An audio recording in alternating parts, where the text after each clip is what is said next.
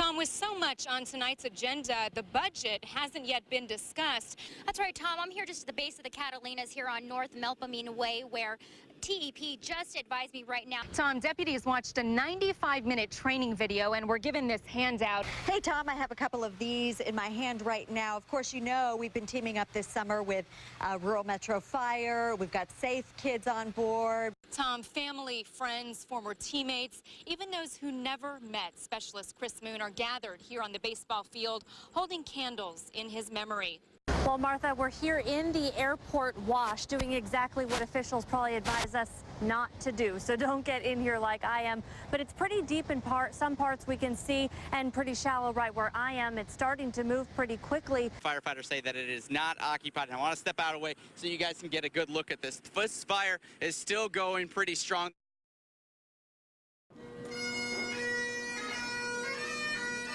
It's an honor to celebrate a brother.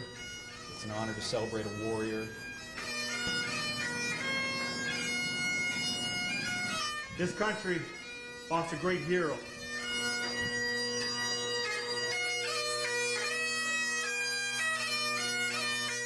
Celebrities are people who make news, but heroes are people who make history.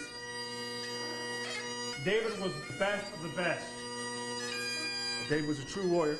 He was a man of unyielding loyalty, unequaled bravery, unheralded devotion, unrelenting passion to do what's right for his friends, family, and country. David was an individual that was very humble. I take a lot of pride knowing that he was my friend.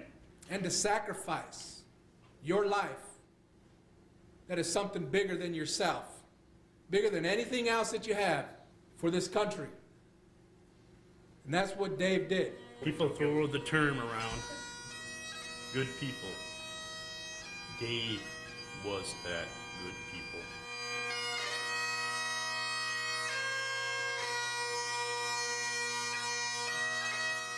Dave Hurt, thank you. I am inspired by you.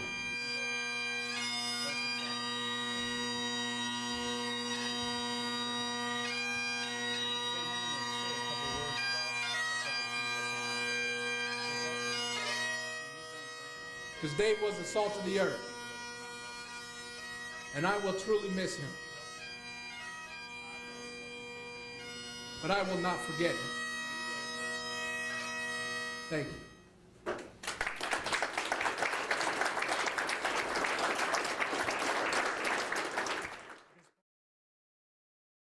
We are not to rely on race, color, or national origin. 95 minutes long, the video stresses the importance of having reasonable suspicion, probable cause, and properly documenting their reports.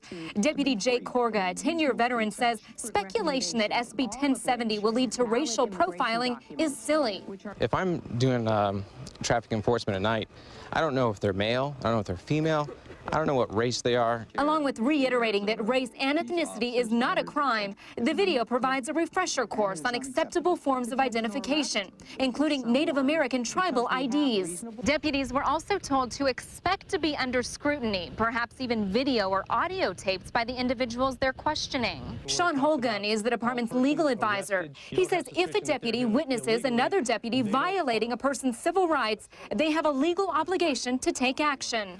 To step in and intervene, or to forward that information up for further investigation. Holgan also stressed that deputies individually have the discretion what priority investigating immigration status takes over other calls. Most law enforcement officers that I know don't even want to deal with the immigration issue because it takes time. You know, we've got calls that we need to do. How long does it take Border Patrol to come out and take custody of the person that we're with? And if we have to wait 45, 60 minutes for that, there's other people who need something done. So what's more important, deporting somebody or going to that domestic violence call? That's what's more important. I'm Rebecca Taylor, News 4 Tucson.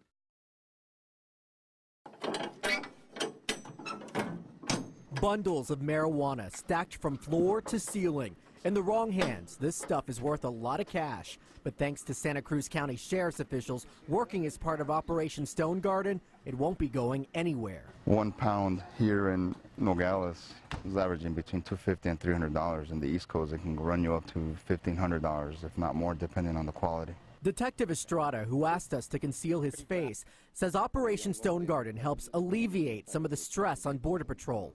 Either before or after their normal shifts, deputies set aside at least 4 hours to patrol the border. If we interdict a group of backpackers, 9 out of 10 times they'll drop the load and they'll run back to Mexico because they're still close to the border. Every day brings something different. Within minutes of our ride-along with detectives, things get busy. Right now they were trying to do a traffic stop on a truck that, for unknown reasons right now, it's failing to stop. Detective Estrada and his partner now involved in the chase of a suspected drug runner. Vehicle's occupied by one male subject. What's the vehicle description? 146. It's going to be a white in color.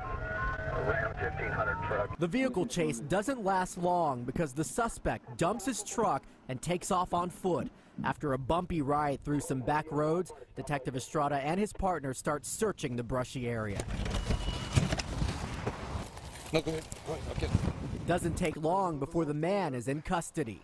Let's want to lower the fence. In the back of the suspect vehicle, they found about 200 to 300 pounds of marijuana. Inside the truck, sheriff's officials found even more. Did someone pay you to bring it across? Or? The man remains tight-lipped after his arrest. For detectives, it's another victory in their fight to stop drugs coming across the border. When something like this happens, you saw everybody got together and teamwork. Teamwork, and we get the job done, and everybody goes home safe. Nobody gets hurt, not even the suspect. With Balanced News in Nogales, David Marino, News 4.